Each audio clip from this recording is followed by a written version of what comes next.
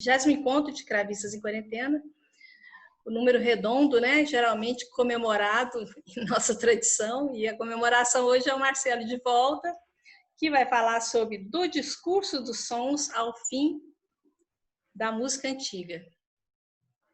Obrigado, Marcelo, por aparecer mais uma vez, bem-vindo.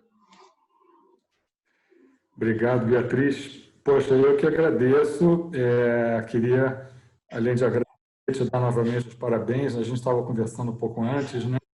Como tem sido bons esses encontros e tão importantes, né? Para a gente, quem já se conhece, para a gente confraternizar, trocar ideias, a gente encontrar também aqueles que a gente não conhece, os mais jovens, enfim, tem sido muito bom. E essa diversidade, né, do mundo do cravo, a gente acha que só porque a gente é cravista a gente é igual. Quem não conhece, né, tem a tendência a achar isso, que a gente, primeiro que nós somos muito poucos, em geral o público acha isso, né, e que eventualmente a gente pensaria igual e tal, e na verdade, né, eu acho que esses encontros têm sido muito salutares também para isso, né, para a gente, na nossa diversidade, a gente se encontrar e conversar. E então, poxa, a gente só tem a agradecer a você por essa iniciativa, né?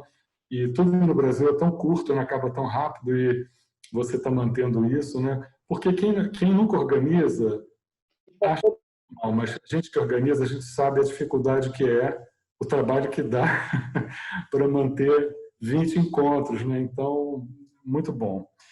Eu acho que eu já vou colocar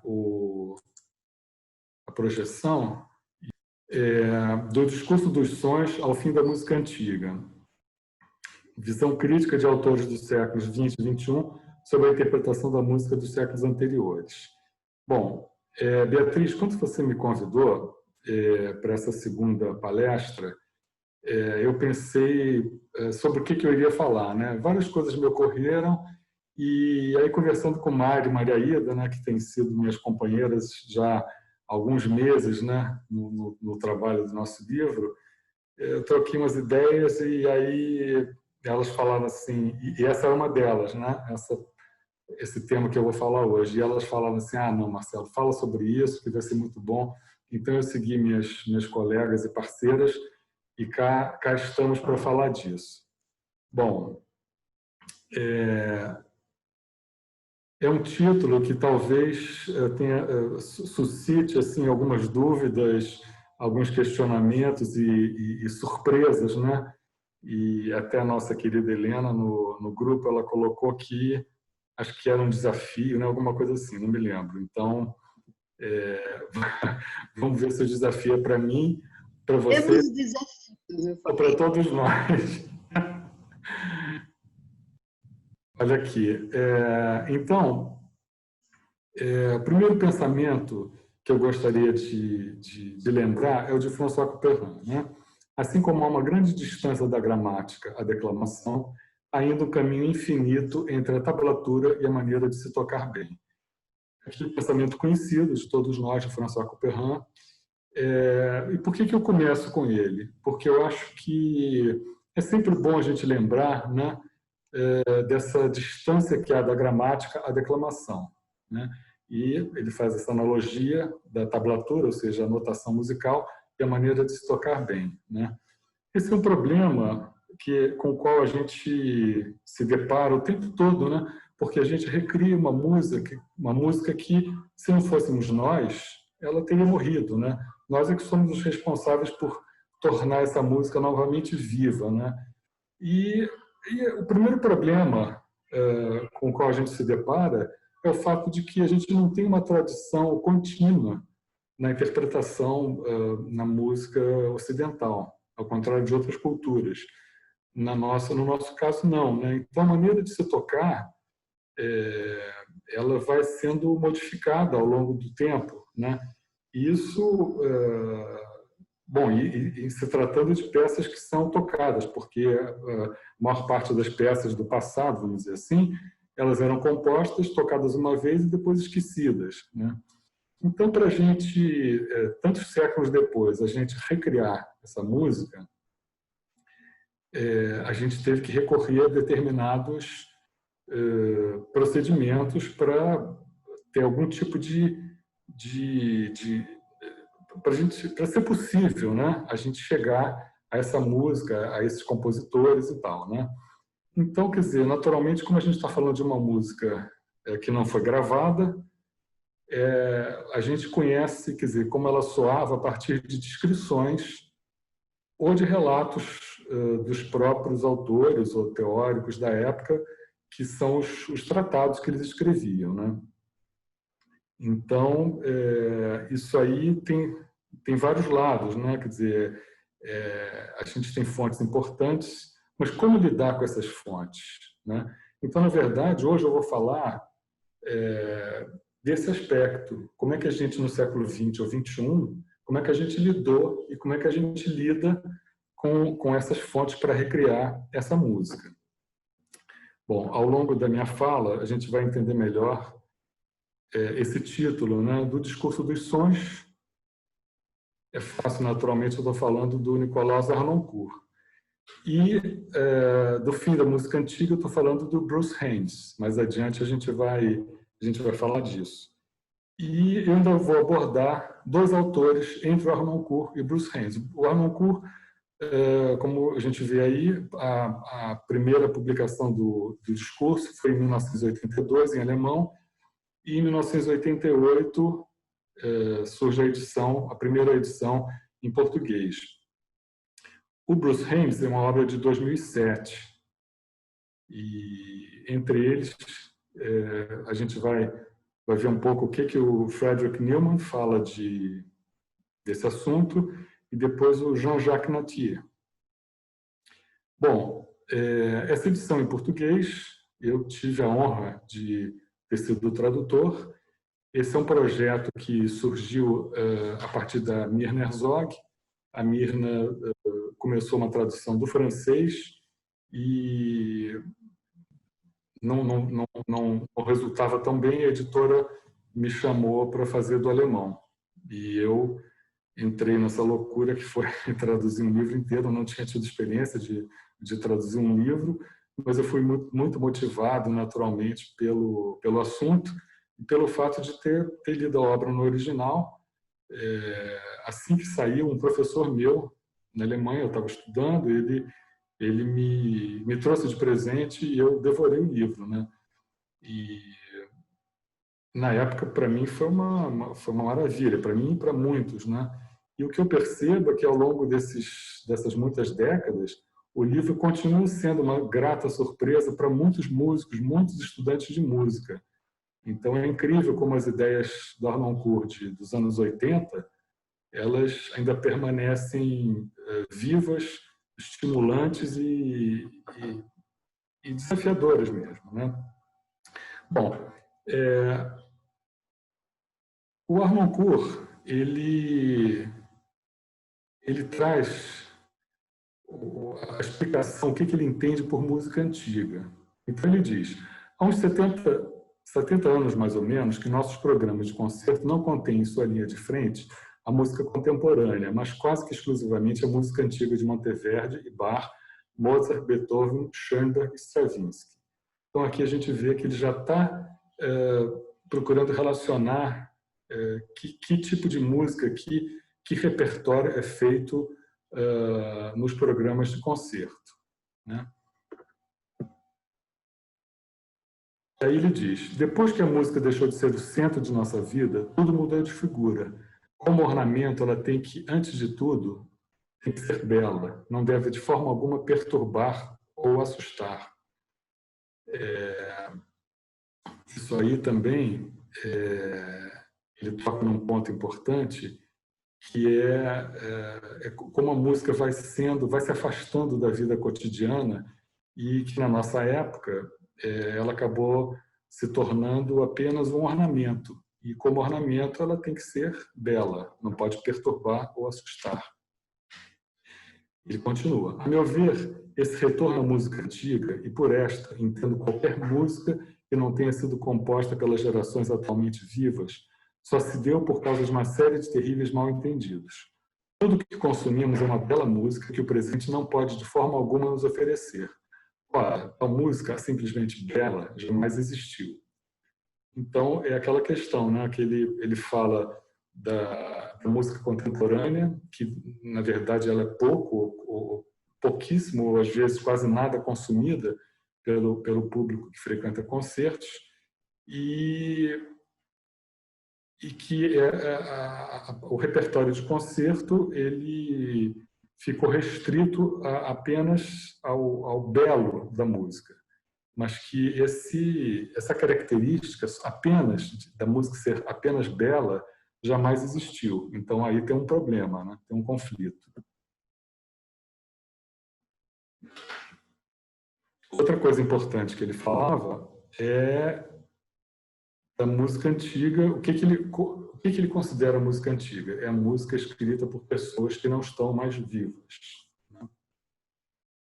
Bom, em relação à execução da música histórica, quando executamos atualmente música histórica, não podemos fazê-lo como os nossos predecessores das grandes épocas. Uma execução só será fiel se ela traduzir a concepção do compositor no momento da composição. Nos anos 80 falava-se muito em autenticidade, nesse conceito de autenticidade, né? Então, ele questiona isso, né? Essa questão de que uma execução só será fiel se ela traduzir a concepção do compositor no momento da composição. E que isso, naturalmente, nos dias de hoje, seria algo impossível. Tudo isso nos exige um estudo muito aprofundado que pode levar-nos a cometer um sério erro, de tocarmos a música antiga de acordo apenas com os nossos conhecimentos. É assim que nascem essas execuções musicológicas que vemos por aí, quase sempre repreensíveis historicamente, mas que carecem de vida. É preferível uma execução inteiramente errônea, do ponto de vista histórico, porém viva musicalmente. Os conhecimentos musicológicos não devem constituir-se um fim em si mesmos, mas apenas proporcionar-nos os meios de chegarmos a uma melhor execução que, em última instância, será autêntica se a obra for expressa de forma bela e clara. Então, aqui ele toca num ponto também importante, né? que é a necessidade, a importância de que a música soe de modo vivo, né? E que uma execução correta, do ponto de vista histórico, mas se ela não for viva, ela não vai ter sentido, né? Essa é uma questão assim que eu acho crucial também na obra do Harnoncourt, e que nem sempre a gente olhou com o cuidado necessário, né? Depois a gente vai entender por quê. Quando ele fala da relação do instrumentário e do estilo, e aí ele se refere muito à questão das orquestras, né, do músico de orquestra. Da mesma forma que a orquestra de Petrovich me parece inadequada para tocar Richard Strauss, considero a orquestra de Richard Strauss inadequada para tocar Monteverdi. Com relação aos instrumentos históricos e modernos, o Harnoncourt diz: fala-se em instrumentos históricos ou modernos, mas não há instrumentos modernos, com raríssimas exceções. Os pretensos instrumentos modernos têm a idade da música para a qual foram criados, cerca de 120 ou 140 anos. Então, quando a gente chama um instrumento de orquestra de instrumento moderno, na verdade, a gente está usando a terminologia inadequada, né? Porque ele já tem 120, 140 anos, bom, isso em 80 e poucos, então a gente coloca mais uns 30, 40 anos aí. Parece-me ridículo, continua Harnoncourt, a propósito de uma sinfonia de Beethoven com uma orquestra habitual, falar de uma execução com instrumentos modernos, e a propósito de uma execução com instrumentos da época de Beethoven, falar de instrumentos históricos. Ambas utilizam sonoridades históricas. Sim, porque um instrumento de 100 e poucos anos, ou uma cópia de um instrumento de 200 anos, que seja, ambos são instrumentos históricos. Para o músico de orquestra, ele continua. Todo músico de orquestra sabe que num dia tem que tocar, por exemplo, música contemporânea, e no outro, a Sinfonia de Mozart ou uma obra de Barro de Gustav Mahler. ele não pode trocar de ferramenta, não pode tocar cada dia com outro instrumento. Isso quer dizer que tem de estar muito familiarizado com as diferentes linguagens musicais, a ponto de poder tocar de modo inteiramente diferente com seu instrumento habitual. Isto, porém, só ocorre raramente. É certo que tocamos a música de 5 séculos, mas na maioria das vezes em uma única língua, em um só estilo interpretativo. Mas se começássemos a reconhecer as diferenças essenciais de estilo e abandonássemos o infeliz conceito da música como linguagem universal, que abrangeria todas as nações, culturas e séculos, que seria, em princípio, sempre a mesma, uma ordem de prioridades se instalaria por si mesma. Outra coisa muito importante, né? Aí ele fala da realidade do músico de orquestra, por exemplo, né? Que ele tem o seu instrumento, não pode mudar de acordo com o repertório, mas o que é importante, o que seria o desejado? É que ele tivesse um conhecimento das diferenças do estilo que pudesse, mesmo, quer dizer, com o mesmo instrumento, aplicar aos diferentes compositores, estilos, épocas e etc. Né? Isso já seria um avanço. Né? Bom, aqui a gente chega no Frederick Newman. Eu resolvi colocar as ideias do Frederick Newman porque eu acho que são ideias bem interessantes. Ele continua numa mesma linha de pensamento como Harnoncourt. Esse livro dele é uma das referências de ornamentação, né? Ornamentação na música barroca e pós-barroca, com ênfase especial em Bach. E, normalmente, a gente consulta ou folheia toda a parte relativa aos ornamentos especificamente. Mas o trecho interessante do livro é o pós-fácio do Frederick Newman. E ele traz reflexões, acho que bastante interessantes. Olha que é um livro de 80 e poucos, 83, Bom, uma das primeiras ideias que ele traz no pós-fácio é a relação da pesquisa histórica versus a interpretação atual, que ele chama de moderna. Então, ele chama um grupo de puristas com a performance que reproduz o som autêntico e procura fazer justiça ao espírito de uma composição antiga. E os modernizantes, que apesar de estarem em geral atentos ao som histórico, sentem que que ele necessita ser ajustado às sensibilidades atuais. Aí ele traz um exemplo bastante interessante do teatro, né, de Shakespeare e o Globe Theatre em Londres, né? Então ele questiona, bom, como é que qual seria a relação atual com a obra de Shakespeare se todas as montagens permanecessem as montagens históricas que são feitas no Globe Theatre, que seria o teatro, o original foi destruído por incêndio, reconstruíram o teatro como era no tempo de Shakespeare, e ali são encenadas as obras de Shakespeare dentro do que seria o estilo mais fiel, né? Eu acho interessante esse exemplo que ele dá, né? Saindo da música, indo para o teatro, e logo eu penso na ópera também, na situação da ópera, né? A gente poderia imaginar o que seria da ópera do século XVIII, XIX, hoje em dia, se não fossem as montagens contemporâneas, né? Imaginem se a gente permanecesse, sei lá, as óperas tradicionais que faziam sucesso no Scala de Milão no século XIX.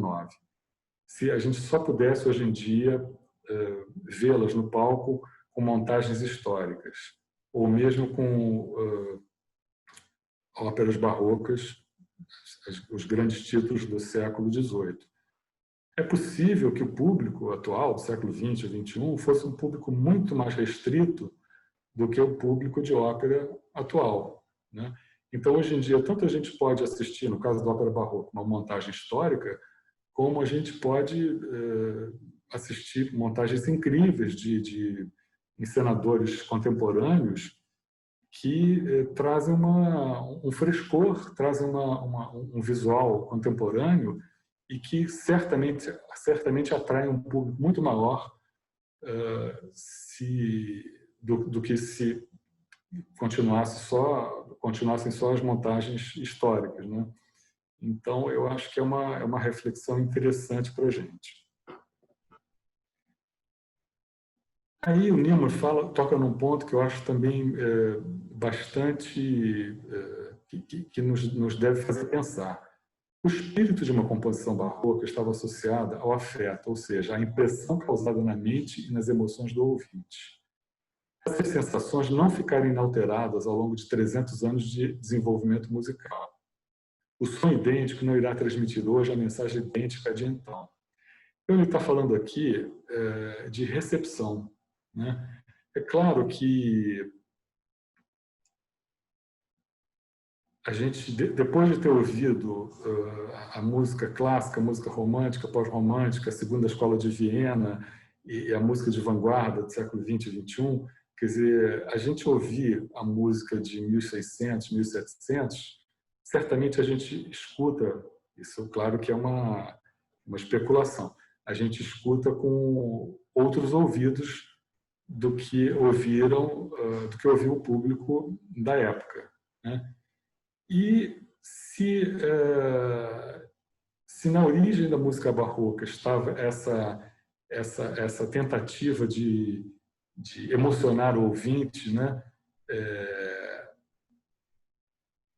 Essa é uma questão fundamental para a gente, né? De tocar o ouvinte, né? De causar a impressão, uma impressão forte no ouvinte, né? Suscitar as emoções do ouvinte, né?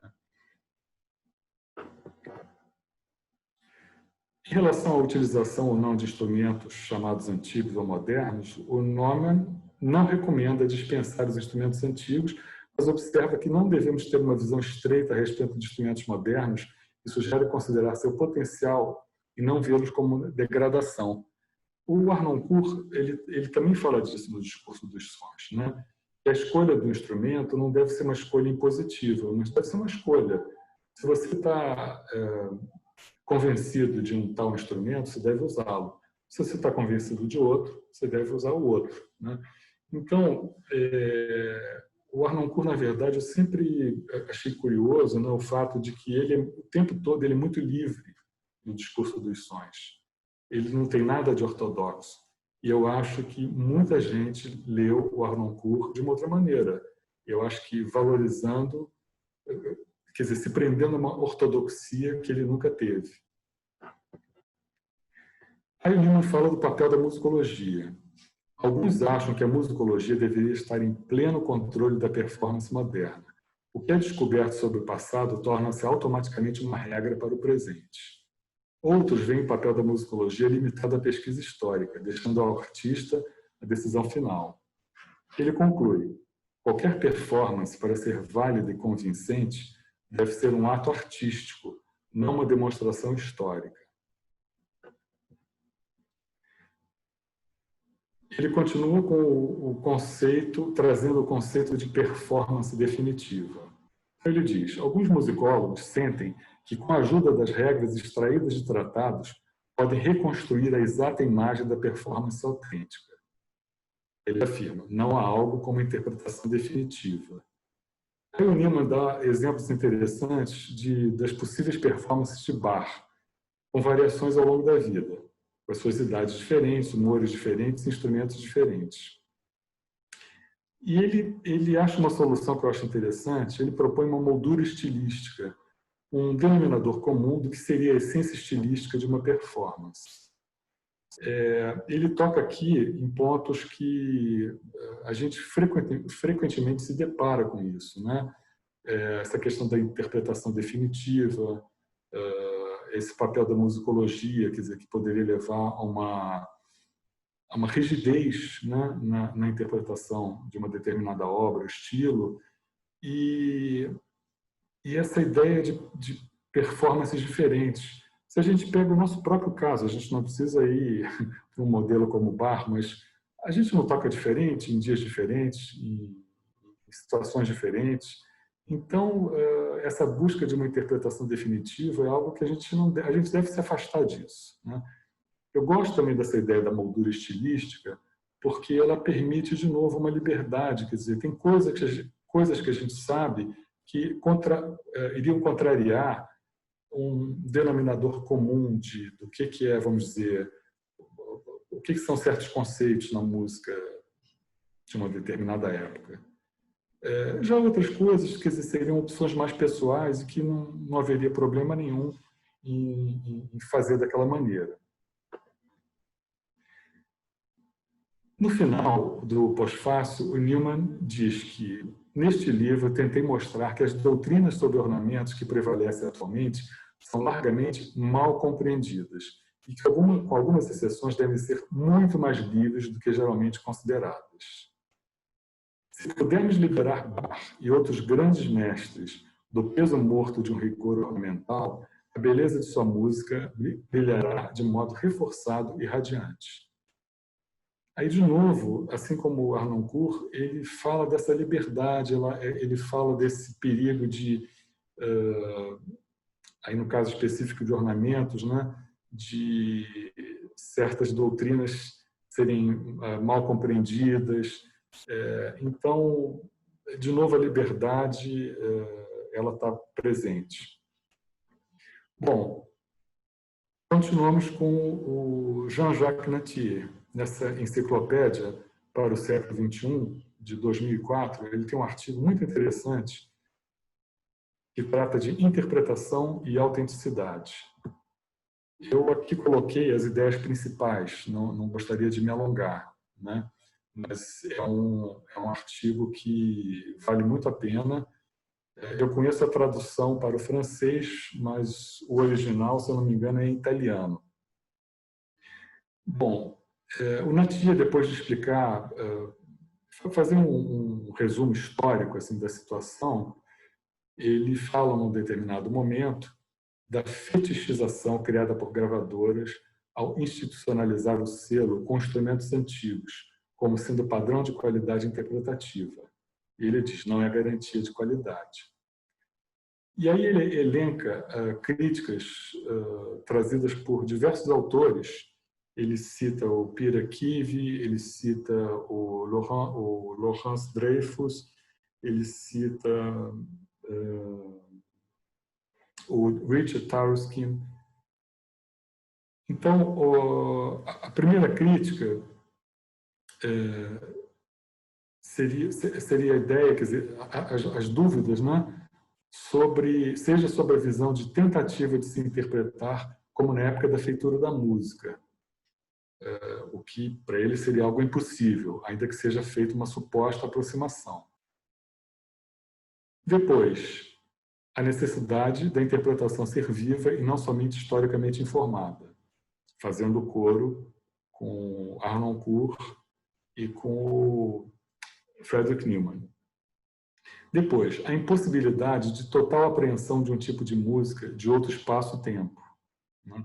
Aí são as limitações da gente compreender de maneira total uma música de um outro espaço-tempo. Depois, outra coisa que eu acho interessante é o não compromisso com a autenticidade na época da composição. Claro, isso é uma coisa que não existia, né?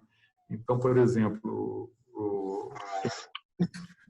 foi interpretado a primeira vez, muito bem. Quando ele foi tocado novamente, era inadmissível, como todos sabem, repetir com a mesma instrumentação, da mesma forma. Então, quer dizer, fez uma nova roupagem para que a obra fosse novamente apresentada. E assim era, né? Isso aí o Harnoncourt fala bastante também, né? Dessa questão da obra ser composta e ser normalmente tocada uma única vez, né?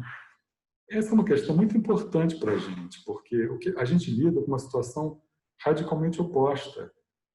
Determinadas obras que fazem parte do repertório, a gente repete ad nauseam e quer dizer, de que modo o intérprete atual pode fazer essa determinada obra atraente? Então, às vezes as pessoas fazem verdadeiras loucuras ou não, mas quer dizer, a gente lida com uma situação que era impensável na época, né?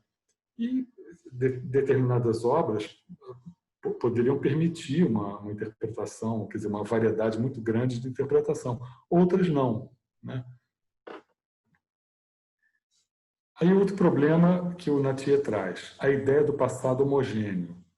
As músicas do período barroco possuem interpretação variável de acordo com o local e com o tempo onde era feita.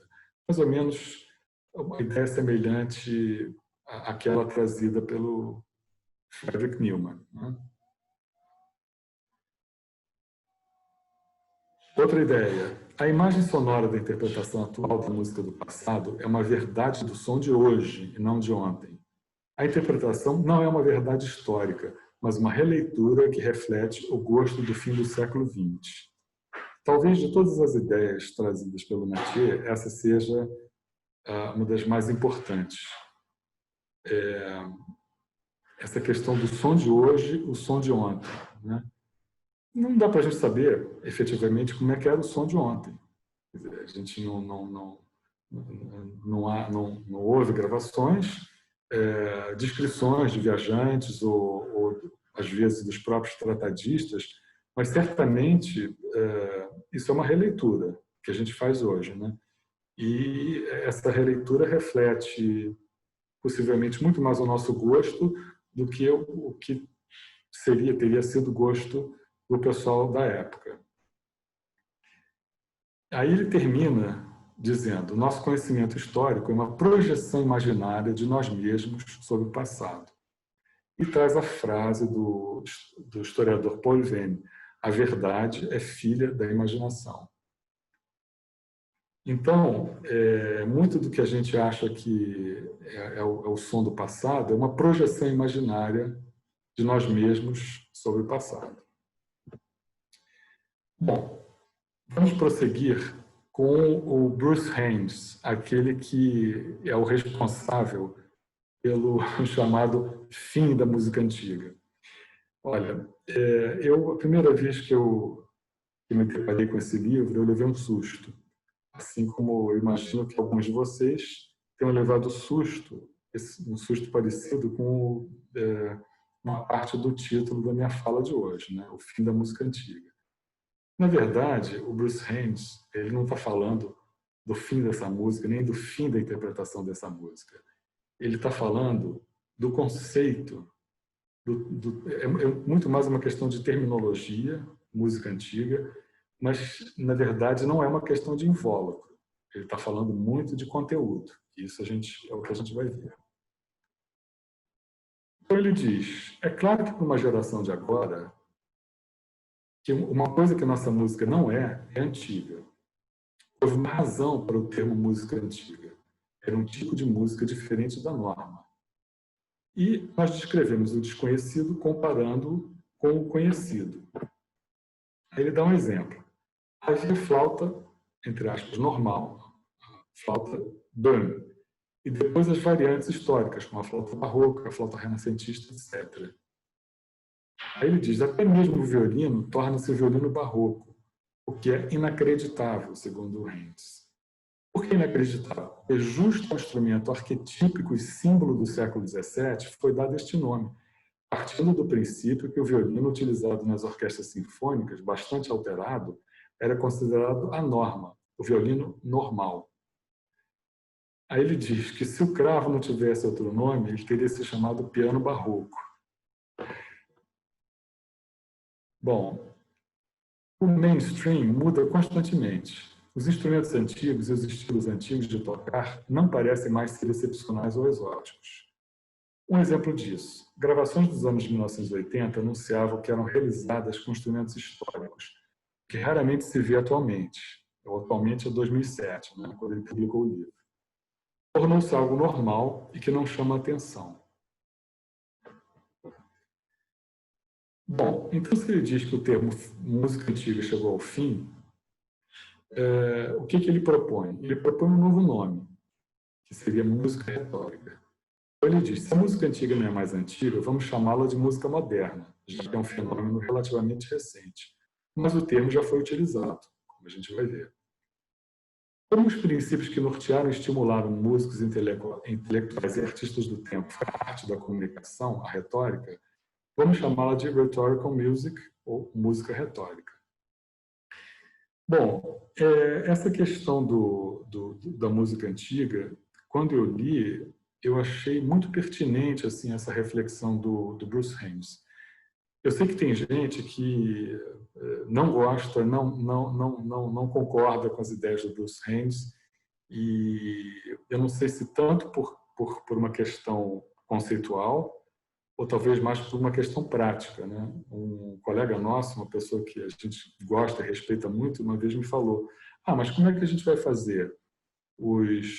Todos os festivais são Festival de Música Antiga, Early Music, Musique Ancienne, Alte Musik, no mundo inteiro. É verdade.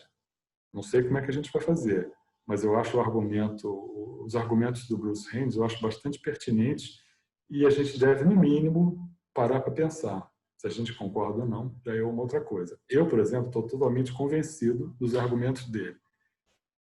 Quando a gente pensa nessa questão dos instrumentos, fica muito claro para a gente, a questão do violino, por exemplo. Por que o violino?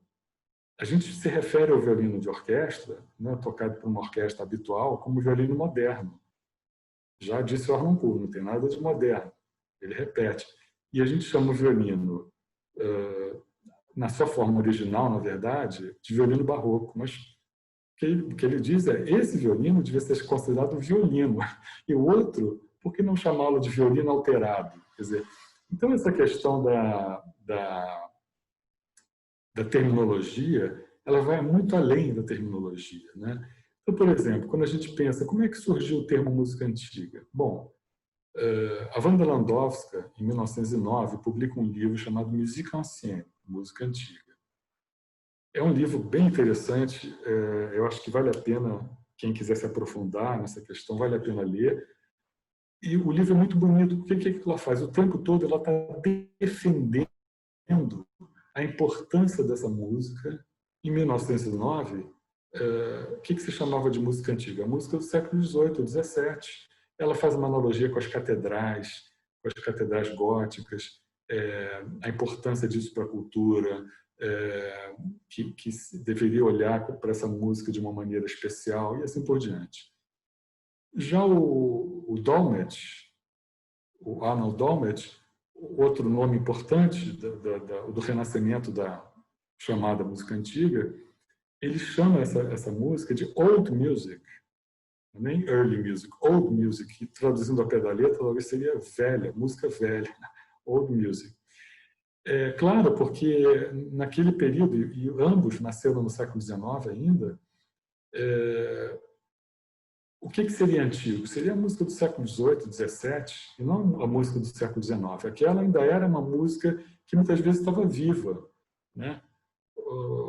Eles nasceram no período do pós-romantismo. O Richard Strauss ainda estava compondo suas óperas, né? Então, quer dizer, o Harnoncourt fala muito disso também, que a música ainda era viva. Havia uma música chamada clássica, isso é eu que estou dizendo, que era viva, que era consumida, os compositores eram vivos e compunham e eram tocados, né?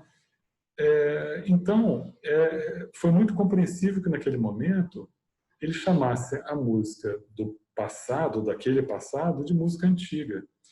Mas vamos pensar, hoje em dia, no século XXI, a gente poderia chamar a música de Chopin de música antiga, a música de Beethoven de música antiga. Por que quando a gente vai para um concerto tradicional, a gente diz: a gente vai ouvir um concerto de música, a gente vai ouvir um repertório sinfônico? Por que essa é a música, e a música que a gente faz é a música antiga, né? Isso me parece assim que em certas situações é até uma maneira de você aprisionar essa música naquele nicho. E eu acho que o que a gente vê em muitos lugares do mundo é que essa música ela não está mais aprisionada naquele nicho, né? Então, eu acho que a gente devia libertar essa música desse nicho e chamá-la simplesmente de música. Se a gente não gosta de música retórica, vamos chamar de música, ou de música do século XVIII, ou música do século XVII, né? Então, eu acho que essa é uma questão muito importante. Repito, ela vai além de uma questão terminológica. Eu acho que tem aí eu acho que às vezes, conscientemente ou inconscientemente, tem aí um preconceito embutido, entendeu? Várias vezes já ouvi de às vezes, de regentes ou músicos que não estão acostumados a lidar com esse repertório. Ah, não, essa música é música antiga. Ou então de uma pessoa que não está familiarizada. Ah, o cravo é um instrumento tão bonitinho, né? Tem um som assim tão bonitinho, né?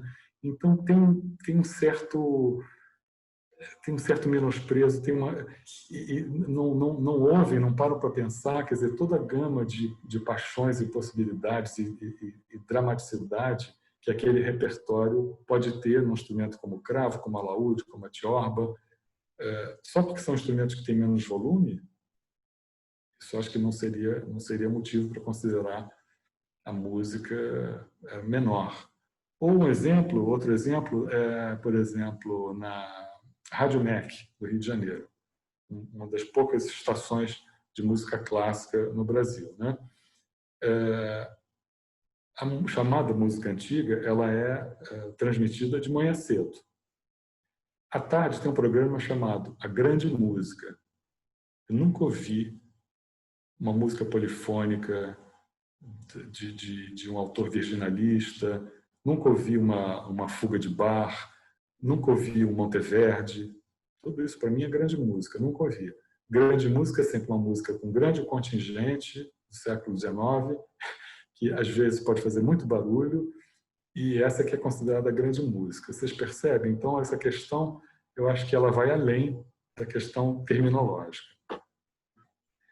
Bom, uma outra parte do livro do Bruce Haynes que eu acho bastante interessante e assim muito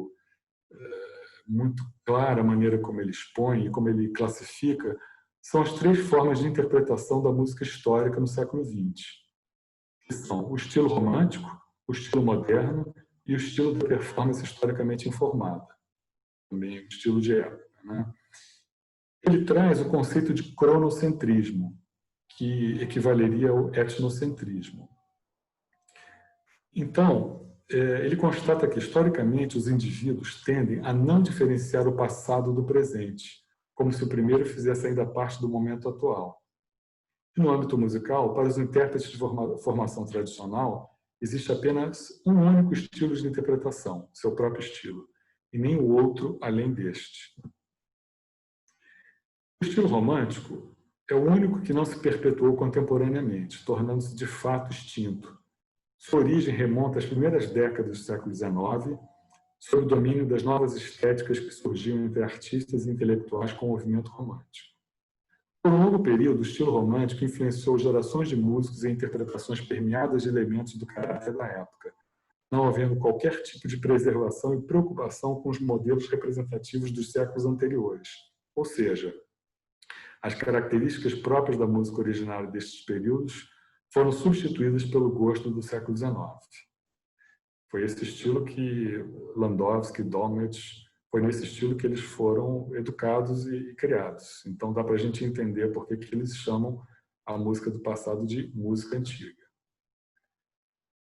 Aí o Bruce Haynes elenca as principais características do estilo romântico: comportamento bastante aplicado aos instrumentos de corda, um legato extremo, uma falta de precisão não deliberada, tempos mais lentos do que qualquer um utilizaria atualmente, uma falta de distinção entre tempos importantes e não importantes, devido a um inexorável peso e uma abundância de ênfase, um fraseado baseado na melodia, caráter solene exagerado, uma preocupação com expressão, um uso controlado do vibrato, acentos agógicos persistentes e um rubato.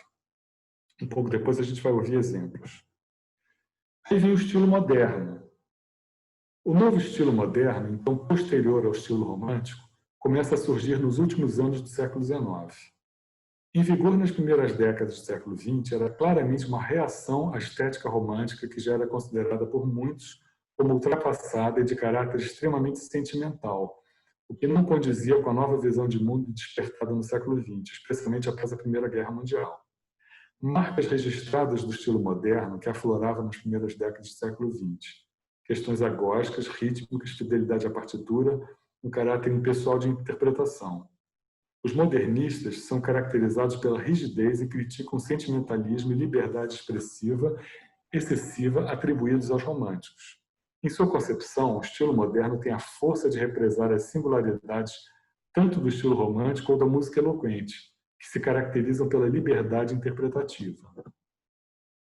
No período pós-Segunda Guerra Mundial, o estilo moderno se afirma e passa a ser o modelo de execução para toda e qualquer música, seja ela música barroca, romântica ou contemporânea, ignorando as particularidades de cada uma delas e criando um padrão interpretativo.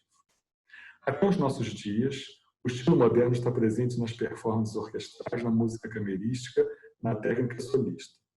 O estilo moderno é o principal protocolo de performance atualmente ensinado nos conservatórios em todo o mundo.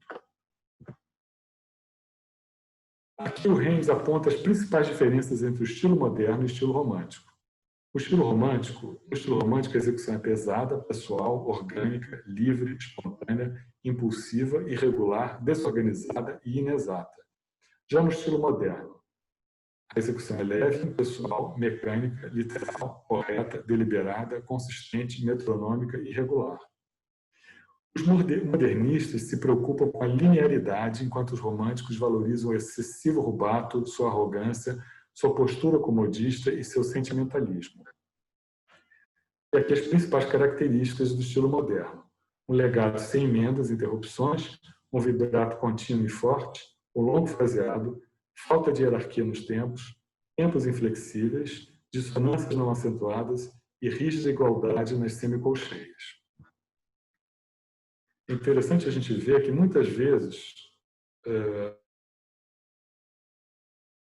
da performance historicamente informada, a gente se referia a uma interpretação que a gente achava que não estava condizente com o estilo como uma interpretação romântica. E o Bruce Reins nos mostra que a gente estava equivocado ao dizer isso. Na verdade, é a interpretação moderna, né? A romântica é outra coisa. Bom, e finalmente o estilo da performance historicamente informada. Os primeiros passos dados para a criação da PHI surgem no início do século XX.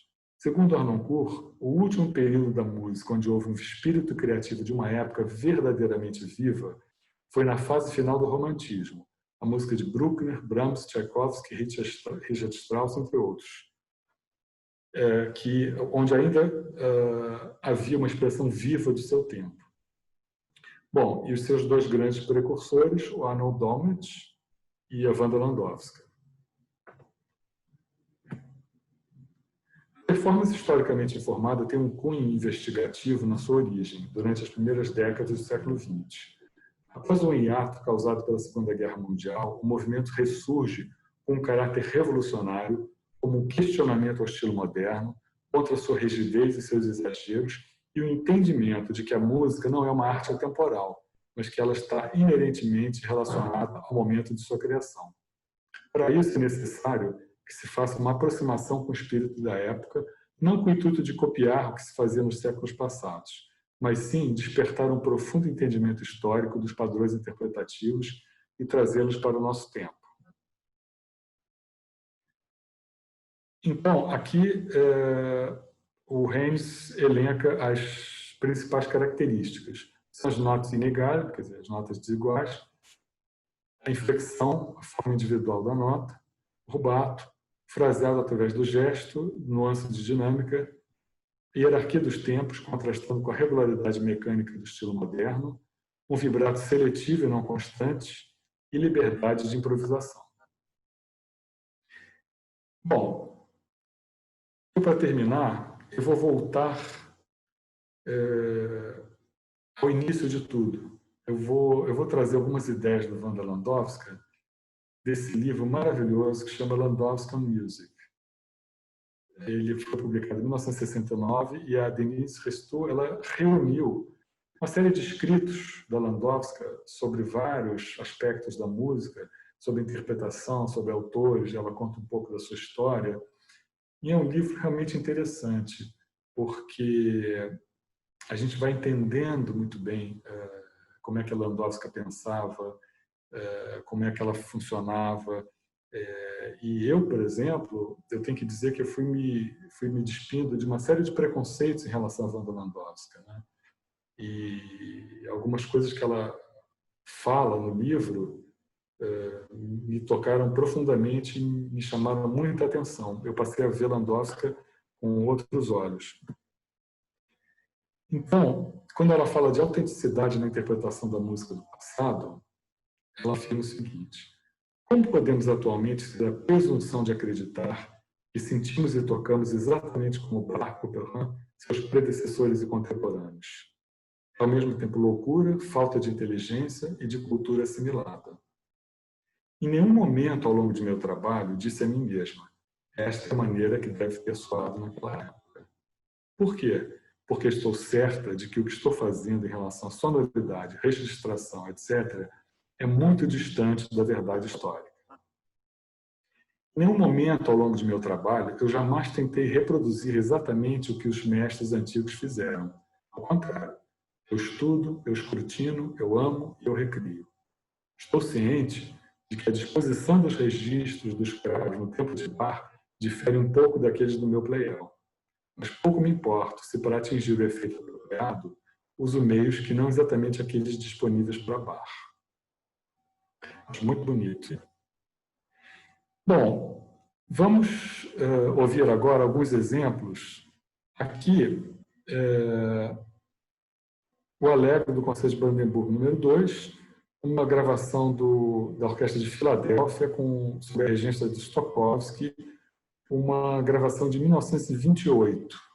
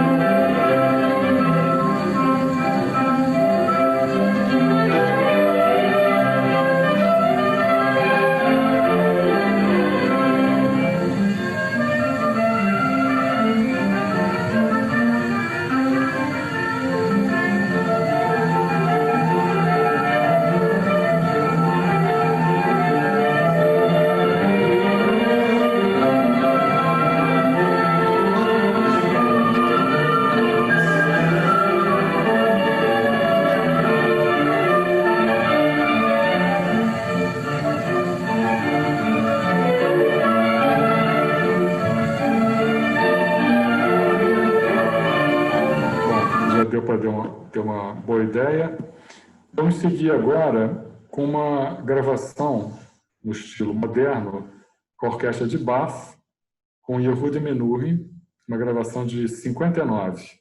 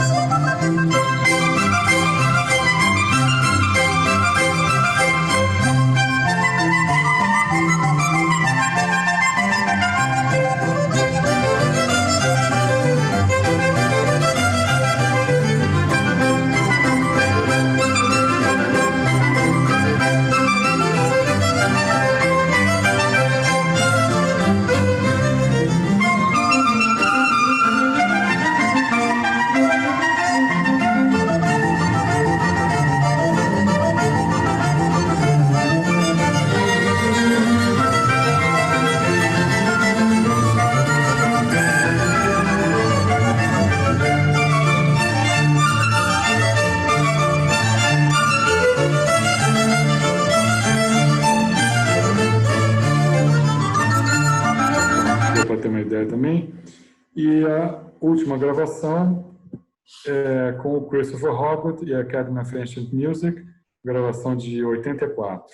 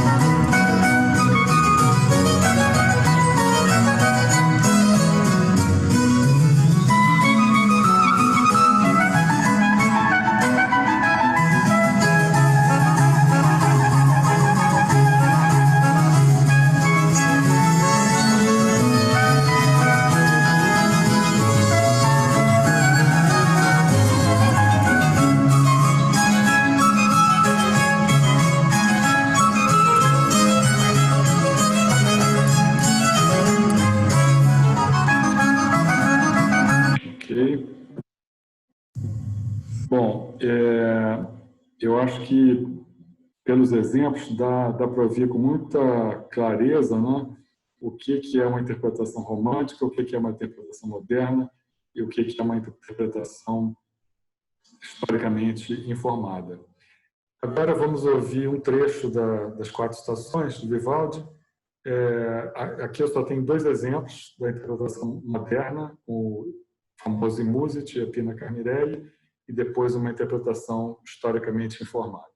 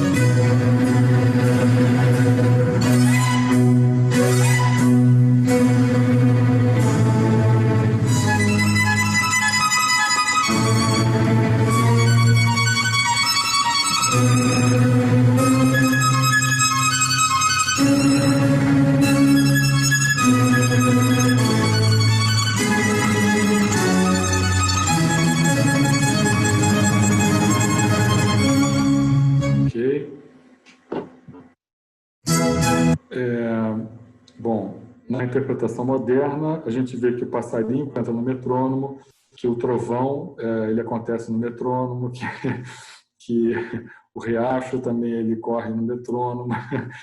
Esse é o tipo da obra, pelo caráter dela, né, que possibilita a pessoa, o intérprete, deitar e rolar, né, quando ele compreende essa liberdade, né, que a música permite. Então, aqui a gente vai ouvir uma outra versão, na interpretação historicamente informada, comandada pela Amandine Bayer.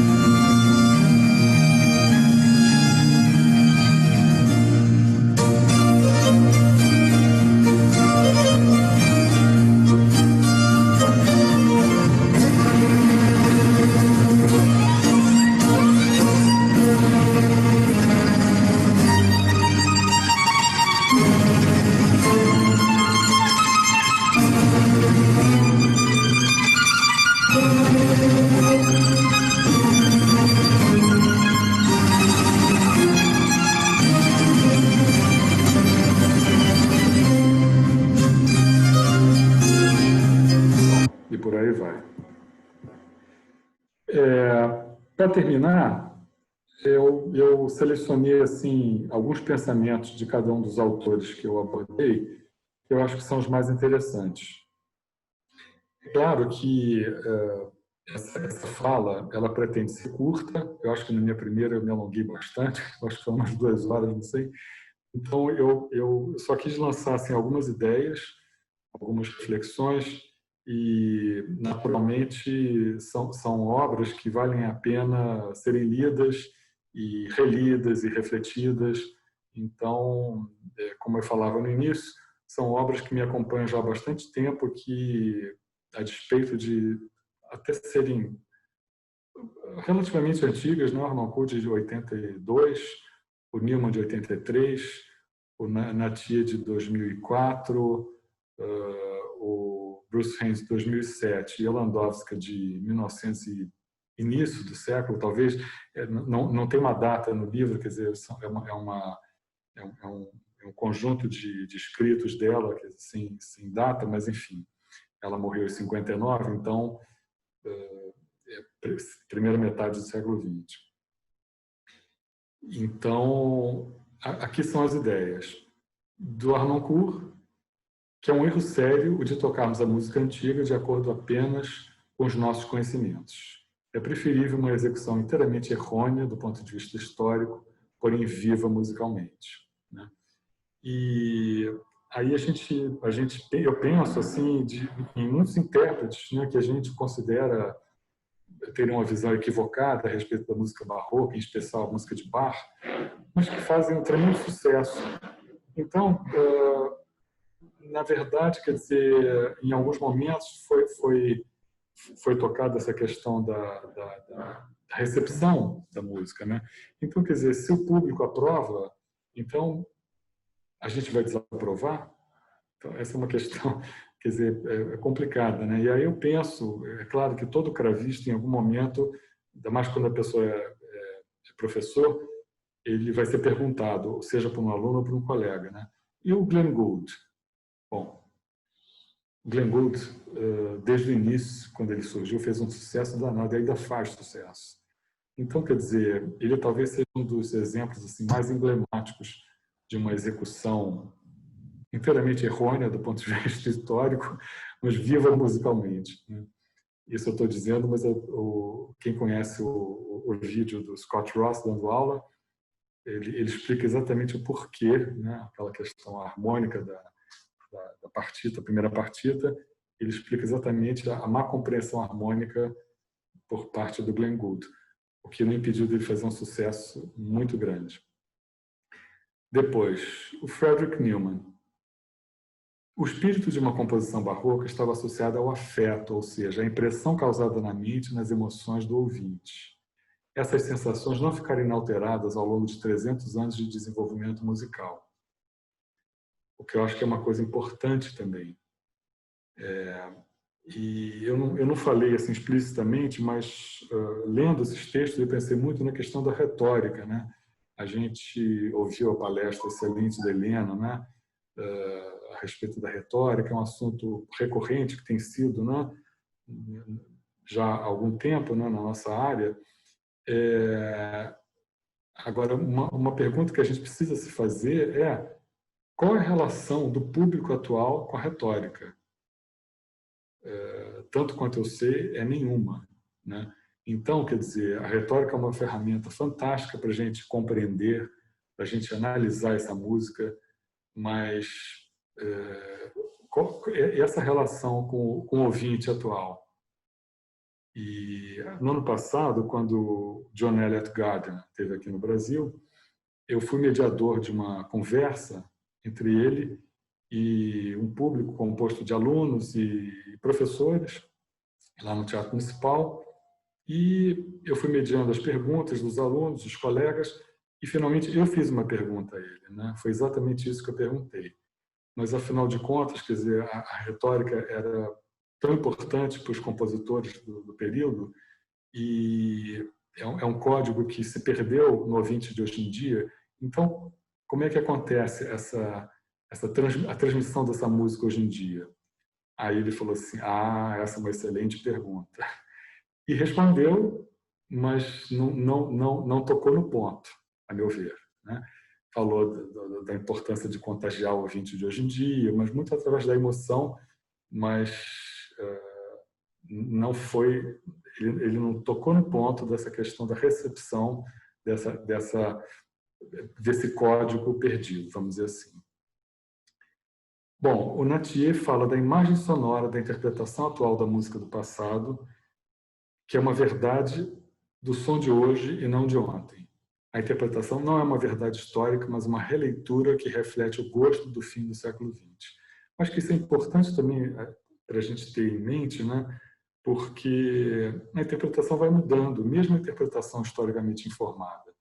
Eu me lembro, as primeiras gravações que eu escutei com uma orquestra barroca eram gravações dos anos 70, com o Colégio Áureo, lindas, elas continuam sendo bonitas, mas a gente observa certas alterações rítmicas que eram muito acentuadas naquelas gravações e que hoje em dia não são mais, né? A mesma questão da inégalité nos cravistas. A gente escuta gravações de excelentes cravistas de décadas atrás, o inegal é muito mais forte do que o inegal que se faz hoje em dia. E outros aspectos da música, né? Então, a interpretação ela vai mudando, né? Então, eu acho que isso é muito importante, a gente ter essa consciência de que é uma releitura e que, efetivamente, essa releitura reflete muito mais o nosso gosto do que o que teria sido o gosto de então.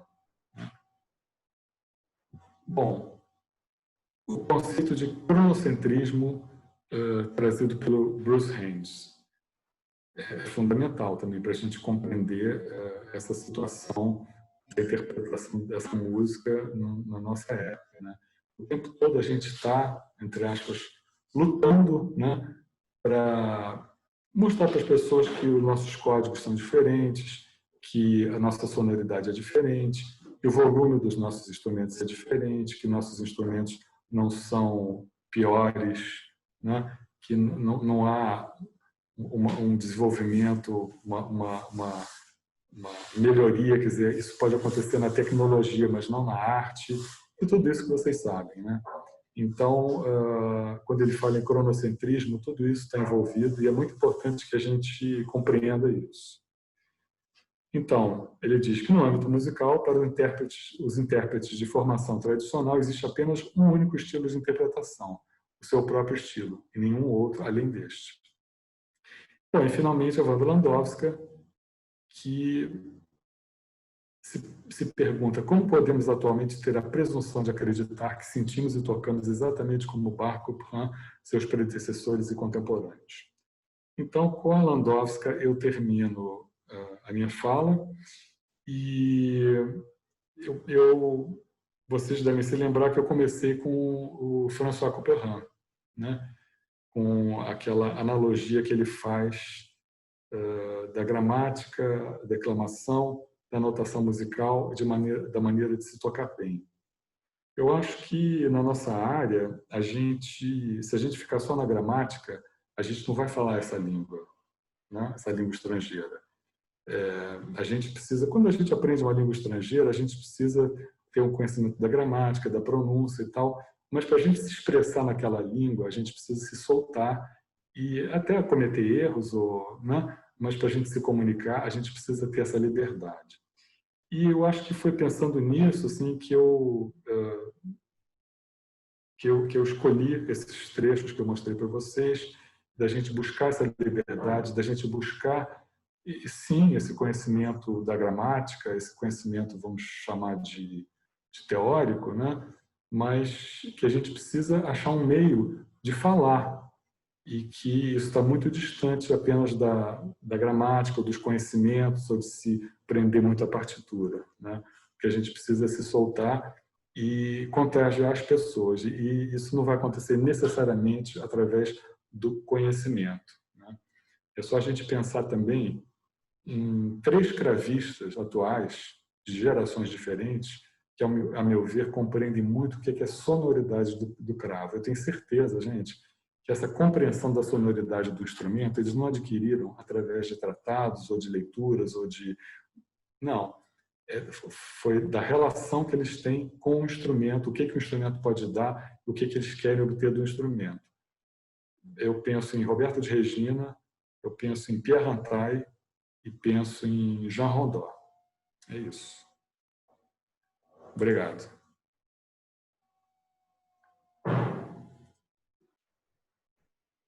Marcelo, que maravilha. Obrigada. Excelente reflexão. E bem nessa 20ª reunião nossa, você fez um círculo, né? A primeira reunião que nem foi com tantas pessoas e foi bem restrita a 10 ou 7 ou 10 pessoas, o primeiro assunto foi um capítulo do Hanokura.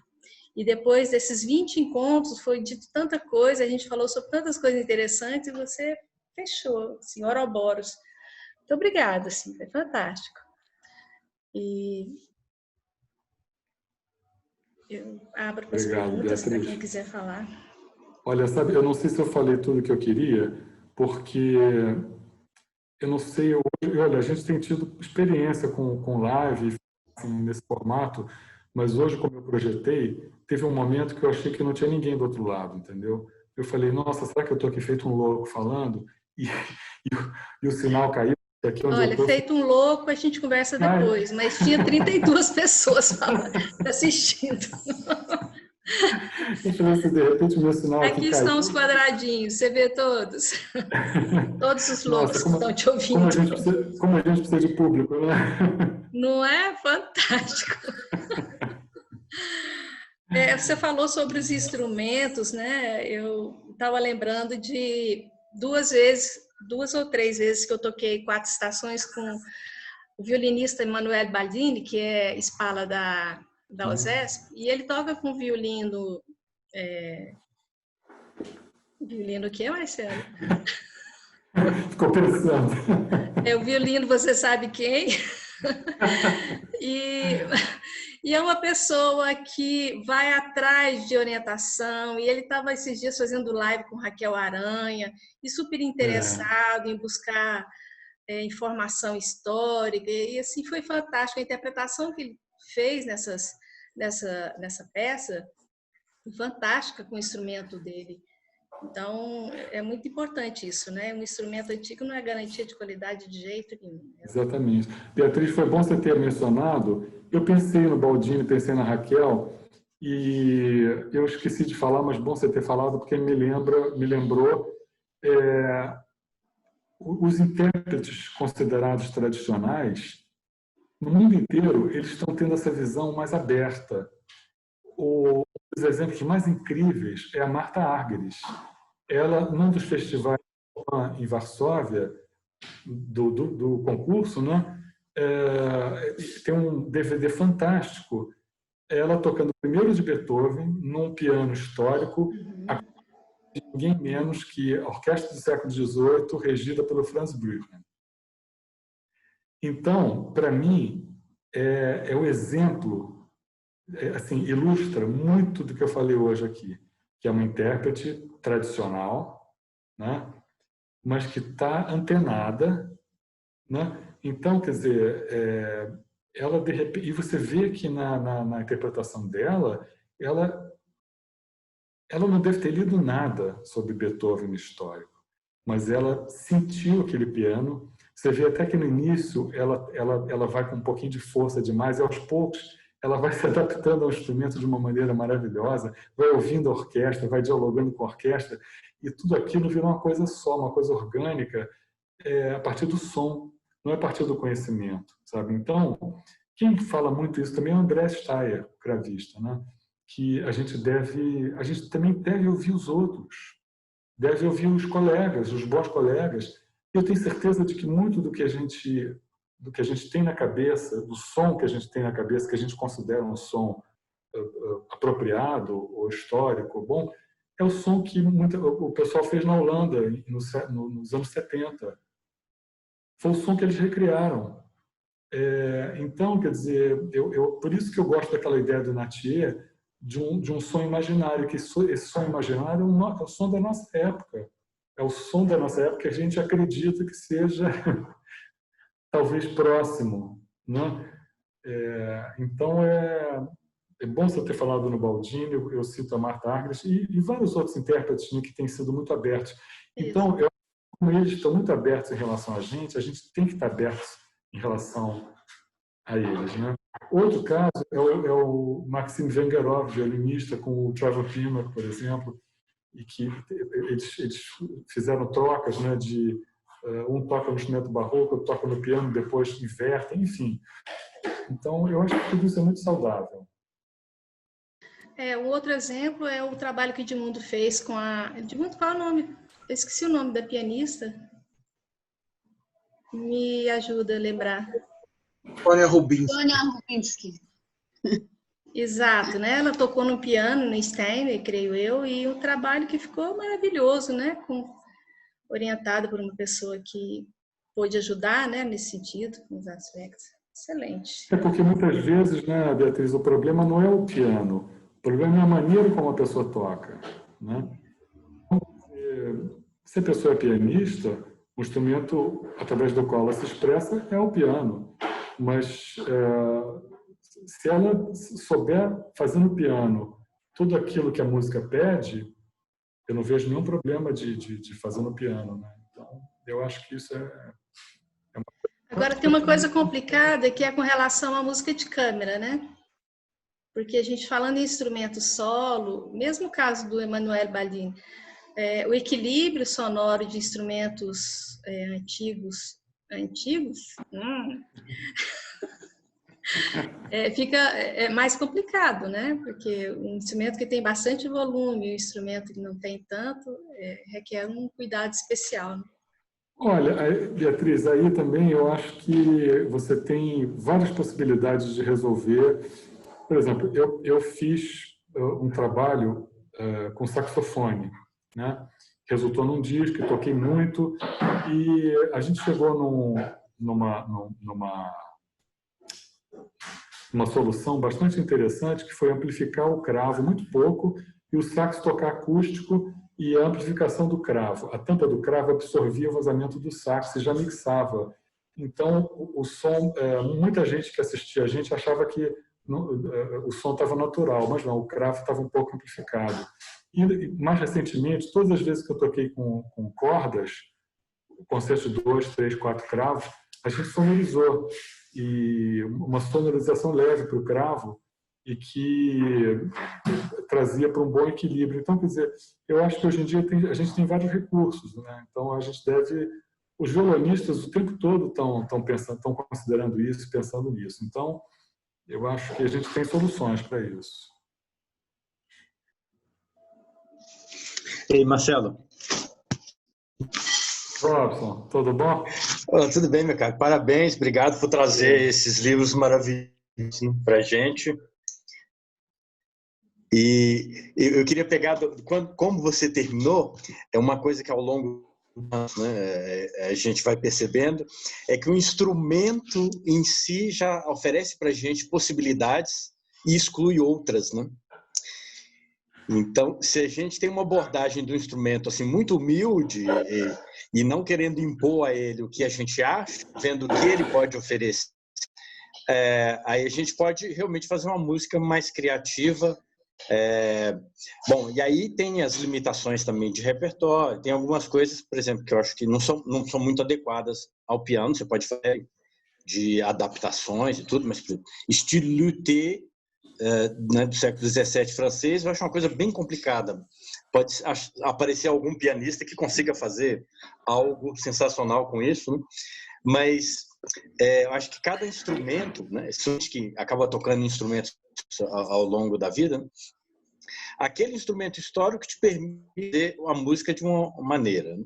Um outro vai te possibilitar outras questões, né? Então, acho que o instrumento também já acaba ou oferecendo possibilidades ou limitando possibilidades de expressão. É claro que tudo que por exemplo, eu não estou... eu trouxe assim, aquela reflexão do Frederick Newman, dos instrumentos. A gente não deve demonizar os instrumentos chamados modernos ou os normais, ou não me lembro agora o que ele falou, mas é claro que tem um repertório que é muito idiomático. Então, quer dizer, eu não veria sentido nenhum de tocar um prelúdio no mesurré num piano, ou mesmo se lançar com o Rameau. Tem muito pianista que toca Rameau no piano. Mas o estilo laudado, como você falou, é tão intrínseco à música de cravo, ou Froberger, eu não vejo sentido. Agora, eu compreendo que um pianista queira tocar Bach, queira tocar Scarlatti. Então, quer dizer, eu acho que, na verdade, quer dizer, esses autores que eu trouxe, eles falam de liberdade, né? E uma vez eu ouvi de uma colega, e eu gostei dessa ideia, né? Que a gente tem que parar com essa ideia de achar que a gente sabe como uma música tem que ser tocada. Sabe? Eu acho que a gente pode saber, mas vem cair o público. Olha, é uma coisa chocante, Robson. Você chega, há uns anos eu cheguei em Berlim, a loja mais importante de CDs não tinha praticamente nenhuma gravação de Bach em cravo, mas estava cheia de Glenn Gould. Então, sabe... Em Berlim? Então, quer dizer, a gente quer ou não respeitar o gosto do público, entendeu?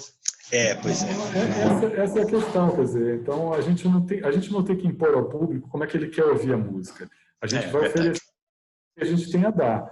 E se eles gostam ou não, o que eles vão escolher, isso é uma questão deles, né? Então, quer dizer, eu quis trazer essa ideia de que a gente tem que pensar na recepção.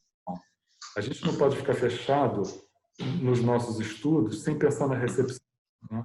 E aí eu acho que o Roberto Regina, ele sempre foi muito feliz ao longo da carreira dele, porque ele sempre pensou no público. Ele sempre tocou um repertório, claro, que ele gostava, mas que ele sentia que o público ia receber, né? Então, eu acho que é por aí.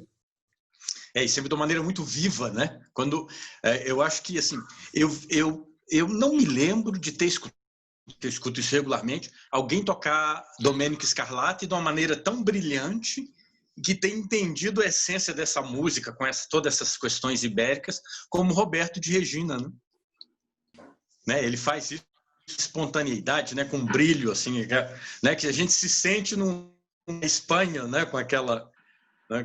Toda aquela ideia ibérica de música, né? Então, realmente, eu vi poucos cravistas tocando como ele, assim. Então, eu acho que você tem razão nesse sentido. Para quem quer tocar para um público, quem quer tocar para os colegas ou entre quatro paredes é outra coisa, né? Isso é verdade, tem razão.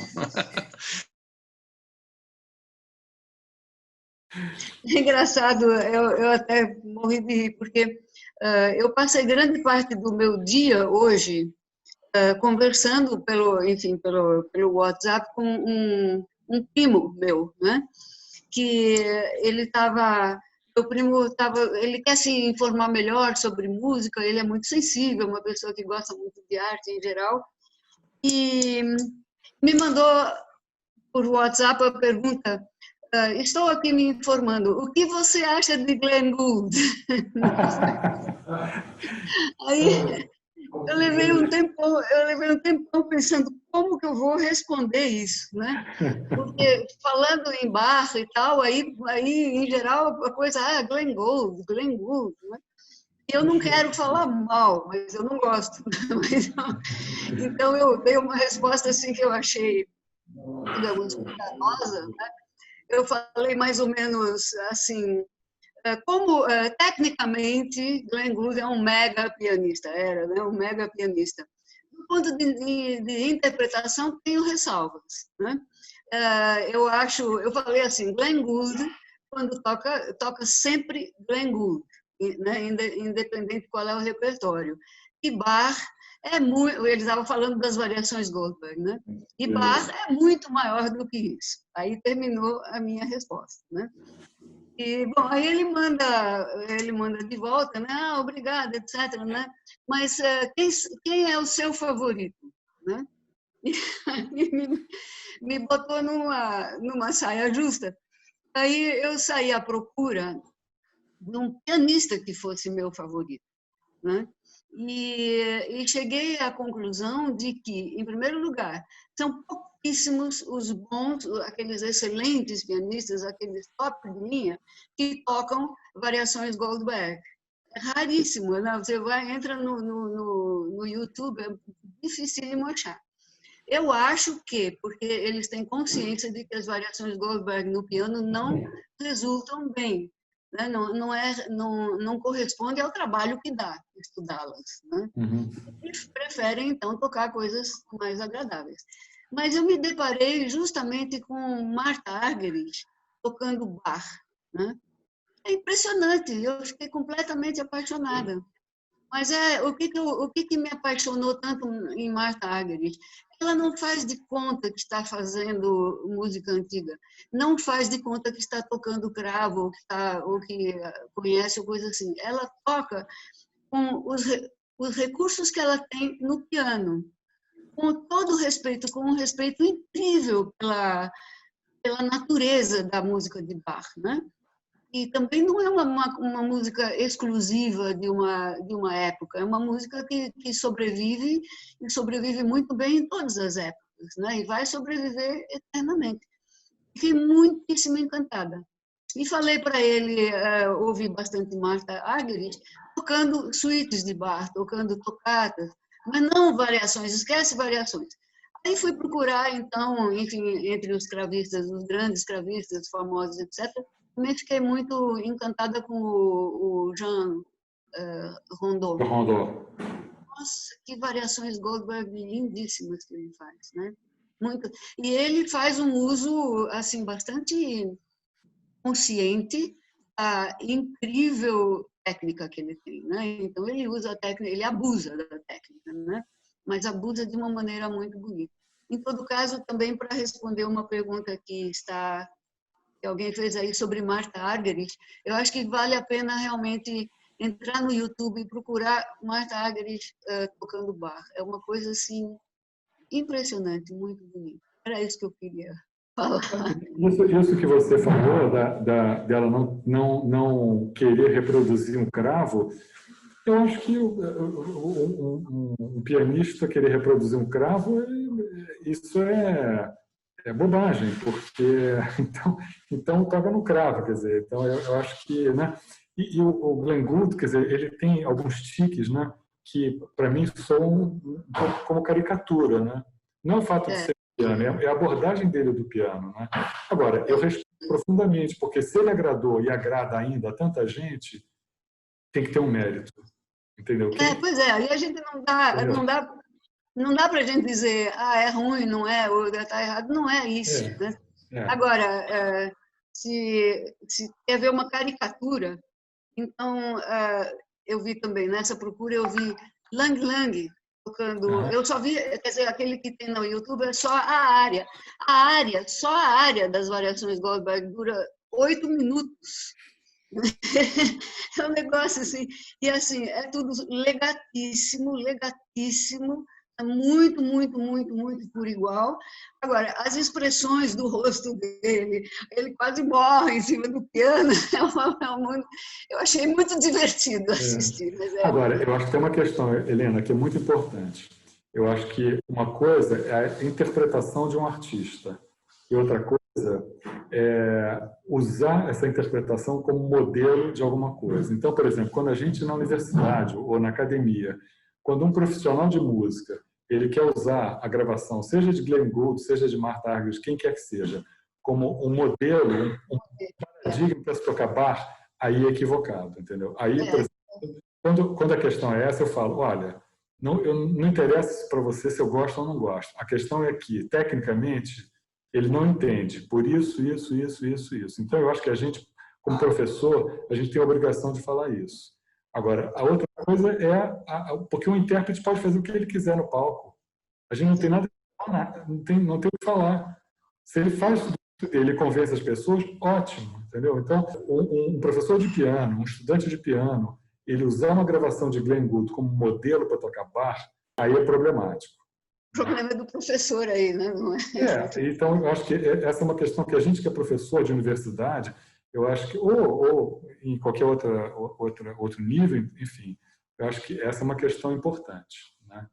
Então... Agora, tem muito também da personalidade, se a gente vai falar chegar a esse ponto, né?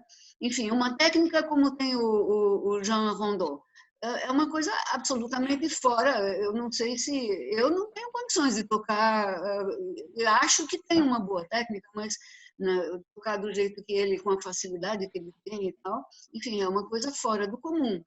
Por outro lado, a gente faz o uso dos recursos que a gente tem pessoalmente, né? Cada um de nós tem seus recursos. Um tem dedos mais ágeis, outro é mais... reflexivo, o outro é mais espontâneo, e esses recursos são usados na nossa interpretação, né? Eu já tentei imitar, né? Aí eu quero tocar, agora eu já sei que não vale a pena, mas antigamente eu gostaria de tocar como fulano de tal. Então eu escutava, tentava e conseguia chegar a imitar certas coisas, mas você não tem a personalidade dele. Se não tem a personalidade dele, não vai fazer também, né? É uma das coisas que eu acho difícil do professor é potencializar o recurso que o aluno tem. Né? Exatamente. A sua interpretação ela só vai ser boa porque ela é sua. Se você imita a pessoa, então é melhor escutar outra pessoa. E assim por diante, né? Quer dizer, então, essa é uma questão que para a gente é muito importante também. Quer dizer, é por isso que eu fiz aquela analogia com uma língua estrangeira, quer dizer, com a questão da gramática, porque o seu sotaque, a maneira como você vai falar alemão é diferente da minha, por exemplo. Sim.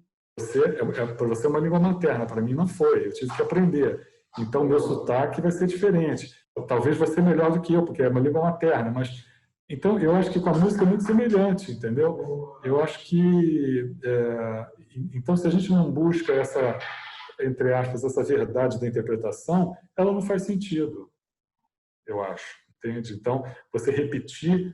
Então, eu acho que Isso é uma questão que a gente tem que buscar e a gente tem que estimular nos alunos.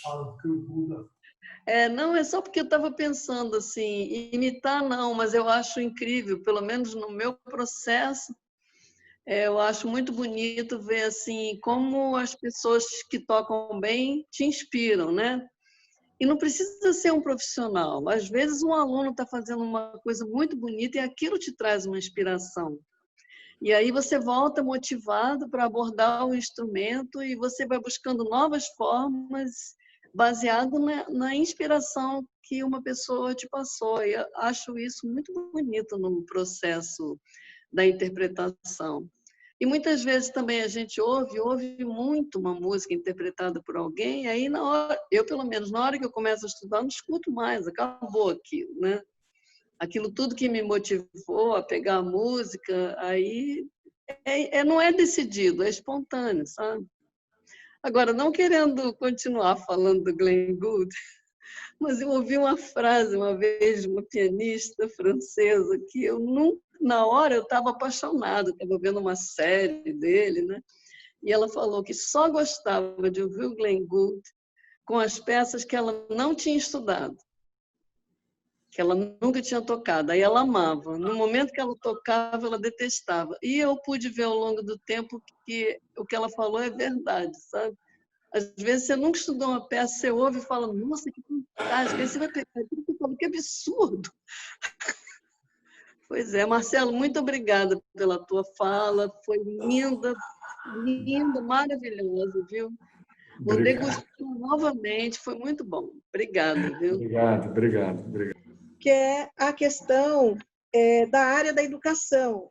Eu acho que, obviamente, que para quem se dedica ao ensino do instrumento, né, os códigos deverão ser corretamente passados, né, a questão da sonoridade, enfim, tudo o que precisa, a gramática necessária para aprender a tocar o instrumento. Mas a minha pergunta seria assim, diante de tudo isso que a gente está vivenciando e revisando, que modificações e o que seria importante incluir a partir de agora no ensino do instrumento? Peraí, você diz a partir de agora... Para quem ensina, para quem aprende, para quem ensina, tocar o cravo, diante para onde vai o ensino do instrumento? Sei. Olha, eu acho o seguinte, quer dizer, você está se referindo à situação de modo geral, não especificamente agora com a pandemia, não é isso, não, né? Não de pandemia. De uma forma geral, a questão curricular, que modificações, o que poderia ser implementado para ir nesse caminho de liberdade, enfim. Olha, eu vou falar justamente para você que tem o seu caminho, você tem um caminho assim bem particular, né? Uma coisa que eu tento falar para os alunos, falar para os colegas na FRJ, quer dizer, que eu acho, a gente tem que entender por que a gente estuda Bach, Chopin, etc. Por que a gente estuda o repertório tradicional? Isso é uma coisa. O que não exclui que o músico, quer dizer, vamos começar por aí. O jovem cravista, quando ele toca um repertório que é bem escrito para o instrumento, isso é uma maneira excelente dele compreender o instrumento. Então, quer dizer, quando a gente forma alguém, não importa o nível, num determinado instrumento, essa pessoa tem que entender a sonoridade do instrumento. E eu não vejo melhor maneira de entender essa sonoridade do que a pessoa tocar um repertório idiomático dentro das suas condições, né? Então, por esse motivo, não é por conservadorismo, mas por esse motivo que é importante o conhecimento de um repertório tradicional. Agora, o que ele vai fazer com isso, aí vai ser uma escolha dele de intérprete, entendeu? Então, vai ter gente que vai querer ficar a vida inteira no repertório tradicional, maravilha. Vai ter gente, no caso do cravo, vai ter gente que vai para o repertório do século XX, XXI, chamado clássico, maravilha. Vai ter gente que vai para a experimentação. Vai ter gente como você fez a tua trajetória usando a tua formação de cravista e buscando as sonoridades do cravo na música brasileira, num ambiente até então nada explorado, entendeu? Mas você precisou entender o que era cravo. Então, quer dizer, eu vejo dessa maneira, entende, Patrícia? Então, eu acho que você estudar o repertório tradicional é importante por causa disso, né? Quanto mais o jovem estudar o repertório idiomático, melhor, né? Então, quer dizer, aí naturalmente os franceses aí são imbatíveis, né? Quer dizer, o estilo laudado, mas já estudar Bach é importante por conta da polifonia, né? Quer dizer, então tem um método bastante usado que é o do Rosenhardt, né? É bastante usado para principiantes e tal. Ele tem muitas qualidades, mas ele tem um grande problema, é que ele tem muita peça a duas vozes, muito. Se você usar aquele método, você vai usar muito articulação de duas vozes em danças. Então tem muita música de dança, tem quase nada de música livre. E você tem, por exemplo, prelúdios non mesurés bem elementares, com os quais o aluno pode aprender muito da sonoridade do instrumento. Eu tenho feito essa experiência com resultados muito bons, para depois partir para um François Couperin, para os prelúdios, ou para um Froberger, etc. Então, quer dizer, você tem um repertório elementar que você pode trabalhar, mas que seja aquele repertório que induz a pessoa a entender o instrumento, né? Então, quer dizer, eu acho que... Não sei, respondi a tua pergunta? Não, sim, era só assim, saber se, além de todo esse material que já, né, é dado, a gramática, os códigos, enfim, se teria algo que pudesse ser acrescentado, uma vez que a gente está fazendo toda essa revisão, vamos dizer, de valores com relação, né, a autenticidade, essa questão da música antiga, música retórica, o que mais poderia ser incluído na formação do cravista. Era isso, mas eu acho que a essência está nisso mesmo, né? Patrícia, eu acho importante que os professores, que a gente leia esses autores que fazem que tem essa visão crítica da interpretação, sabe? É curioso porque na Alemanha, eu conversei com colegas que dão aula, né?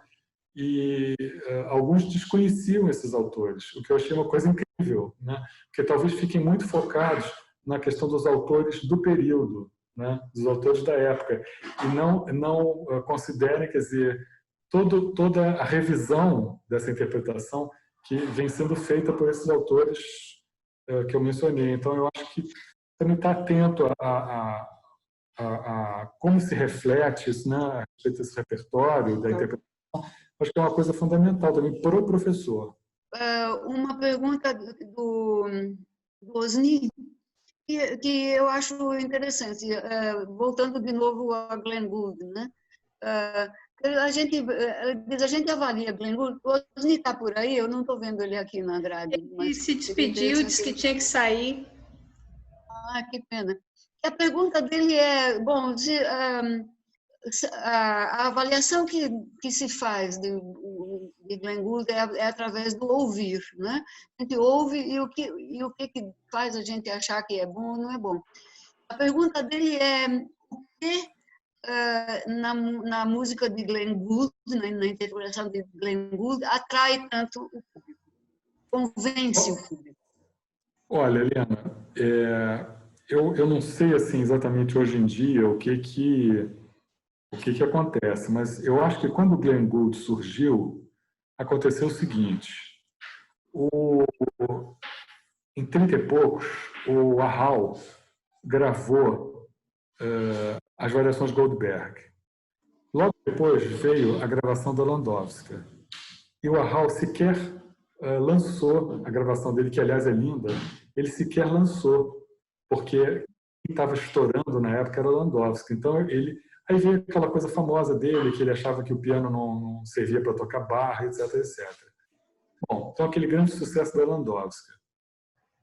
E logo em seguida, nos anos 50, veio se não me engano, em 54, veio o Glenn Gould, as duas gravações dele em Toronto e Nova York, das Goldberg.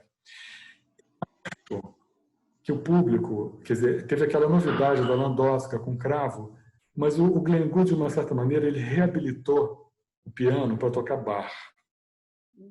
Acho que grande parte do sucesso dele se deve a isso, sabe?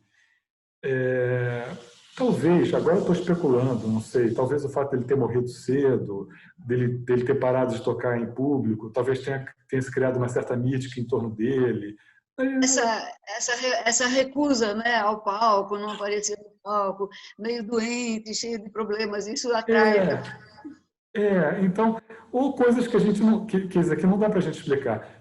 Olha, se uma pessoa pudesse explicar sucesso, se fosse uma fórmula, as pessoas vendiam, a gente comprava, a gente, sei lá, é imponderável, entende? Então, quer dizer, ele segue até hoje, quer dizer, por isso que eu digo, alguma coisa tem que ter. É um pouco também como a Landowska, sabe, Helena? Eu já mencionei aqui em outros momentos que eu sempre fui muito refratário a Landowska. E aí, de tanto ouvir o Roberto e Regina falar, escuta Landowska, e o pessoal, como é que o Roberto é um cara tão musical? Eu achava a Landowska tão pouco musical, aí passei a ouvir e fui entendendo, fui descobrindo. Então, quer dizer, eu acho que a gente com muita facilidade, eu digo a gente, nós cravistas, a gente julga, né, as gerações anteriores. Olha, o seu mestre, o Carl Richter tinha algo de muito especial para ter convencido tanta gente durante tanto tempo da beleza da música de bar, né?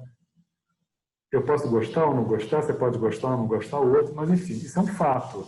Então, eu acho que a gente tem que respeitar e tem que... E eu acho que é, de novo, um outro exemplo de como a interpretação muda, sabe? E se a gente tem a pretensão, como dizia o Landowska, né, de achar que a nossa maneira é a maneira de Bach, de Perrin, enfim, isso é um erro. Se a gente acompanha assim a história da interpretação musical, a gente vai ver que é um gosto da época.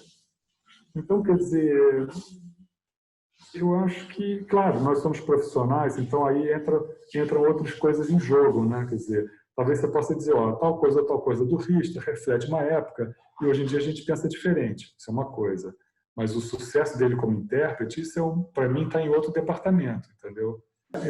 Quando eu falei da questão das montagens de ópera, assim, quer dizer, eu acho que foi sido uma contribuição muito importante para trazer o público para essa música, entendeu? E quando você faz aquela brincadeira, no intuito de trazer o público para essa música, entendeu? Então, eu acho que são atitudes válidas e é ousado, E Marcelo, muito obrigada, eu gostei demais da sua apresentação. Fico muito agradecida. Eu que agradeço. Foi um prazer ter estado aqui com vocês. E se alguém tiver alguma reflexão, alguma pergunta, enfim, pode me contactar depois. Obrigada, Marcelo. Beijo a todos. Parabéns. Tchau.